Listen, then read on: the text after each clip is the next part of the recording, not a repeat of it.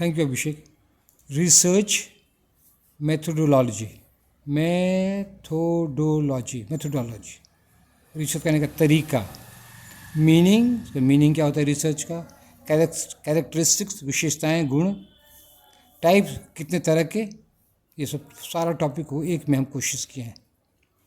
अब देखिए, research means क्या होता है? A deep study of a subject to discover something new.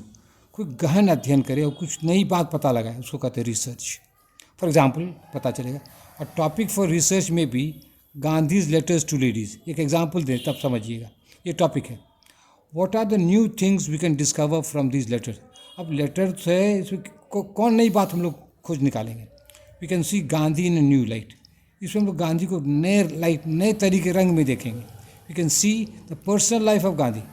Gandhi को महात्मा के रूप में जानते हैं, नेता के रूप में जानते हैं, लेकिन उनका पर्सनल लाइफ के बारे में हम लोग कुछ नहीं जानते हैं। हालांकि ऑटोबायोग्राफी में लिखे, लेकिन लेटर में और वो पर्सनल बात हो जाती है। बात क्या क्या लिखे?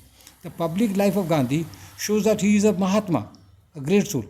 पब्लिक लाइफ से क्या पता चलता है? वो महात्मा, एक महान आत्मा है। इस गांधी या Mahatma in his personal letters to ladies. लेकिन औरतों को जो पत्र लिखते हैं पर्सनल लेटर, क्या उसमें भी महात्मा हैं? Research can answer this question. Research यदि छानबीन करेंगे तो इस क्वेश्चन का जवाब मिलेगा।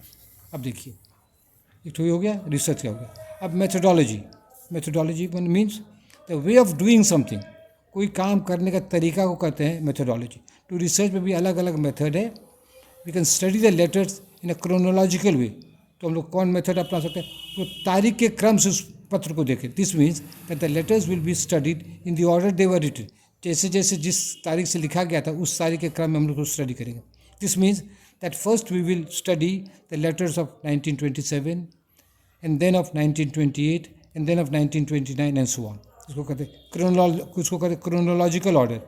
बहुत इंपॉर्टेंट है ये। A textual analysis of the letters will be done. और उसको टेक्स्ट को पढ़ेंगे। We shall consider the images in the letter. क्या इमेज है वो देखेंगे। We shall consider the refrain. बार बार के कोई शब्द आते हैं, आई मिस यू बार बार आ रहे हैं। किसको काहे बार बार दोहरा रहे हैं Gandhi? What does this means? क्या मीनिंग है? We can take the help of psychology in understanding the feeling of the writer. तो उसमें क्या हम लोग साइकोलॉजी को यूज़ कर सकते हैं। उसको कहते हैं इंटरडिसिप्लिनरी है लिटरेचर, लेकिन हम लोग साइकोलॉजी में जा रहे कहते हैं इंटरडिसिप्लिनरी। एक सब्जेक्ट से दूसरे सब्जेक्ट में हम लोग जाते हैं, interdisciplinary. We can take the help of psychology in understanding the feeling of the writer. In the frontiers of literary criticism, T S. Eliot is against the, next page बेटा। तो टी.एस. इलियट क्या है? Is against the use of psychology in literary criticism. T S. Eliot जो है modern critic है, लेकिन वो कहते हैं ना लिटरेरी क्रिटिसिज्म में खाली लिटरेचर को देखो, साइकोलॉजी को मत लिखो। But in the post modern age, T S. Eliot modern age या पोस्ट मॉडर्न एज में interdisciplinary research has become popular. अब ये आप पॉपुलर हो गया है। This means that for a deep understanding of Gandhi's letters we should use. Gandhi के letter को समझने के लिए डिफरेंट एरियाज ऑफ नॉलेज, अलग अलग क्षेत्र का ज्ञान को हम लोग यूज़ करेंगे गांधी के पत्र को समझने के लिए।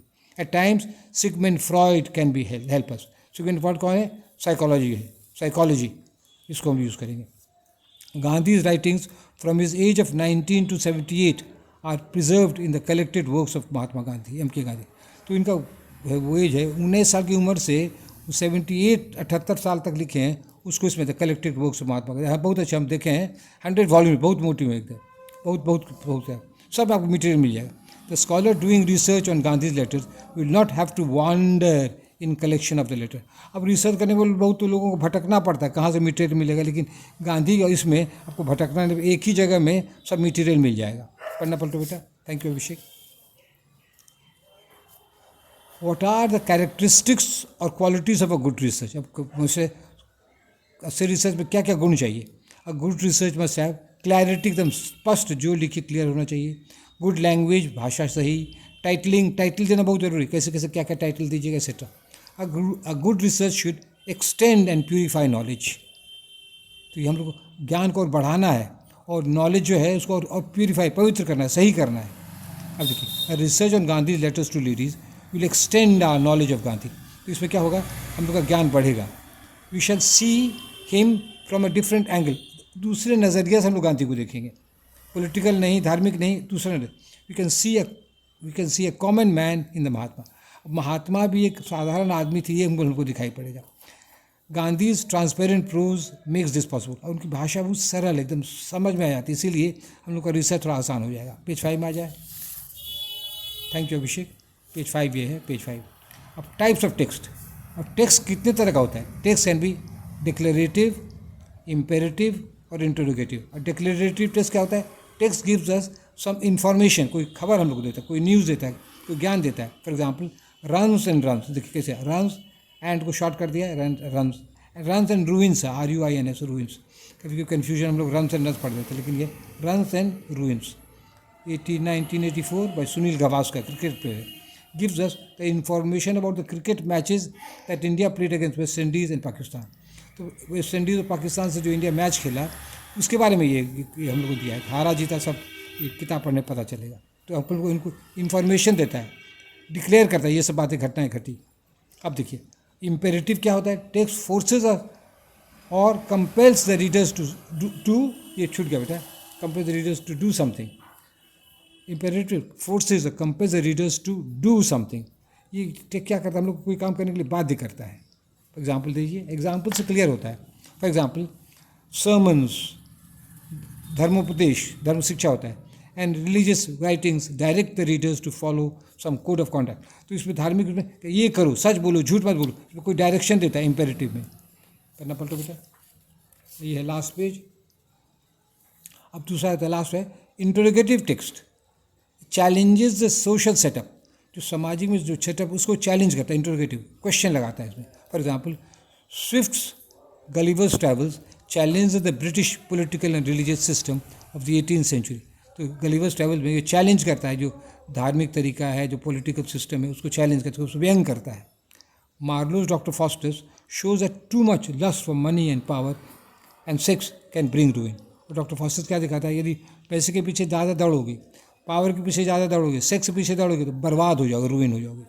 इन इज पैशन डॉक्टर फॉस्टर से पैशन में क्या करता है? Sweet Helen make me immortal with a किस, एक बार हमको चूम लो, हमको अमर बना दो। In the end of his life foster suffers hello, उसको नरक भोगना पड़ता है इसके लोभ के लिए।